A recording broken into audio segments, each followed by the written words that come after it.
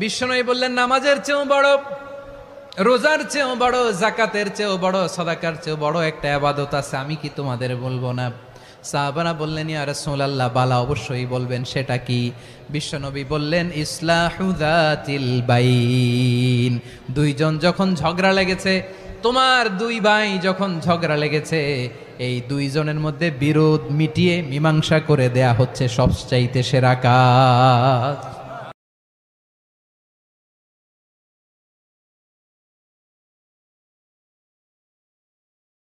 বিশ্বনবী বললেন, নামাজের চেয়েও বড়, রোজার চেয়েও বড়, যাকাতের চেয়েও বড়, সাদাকার চেয়েও বড় একটা ইবাদত আছে, আমি কি তোমাদের বলবো না? সাহাবারা বললেন, ইয়া রাসূলুল্লাহ, বালা, অবশ্যই বলবেন, সেটা কি? বিশ্বনবী বললেন, ইসলাহু যাতিল বাইন।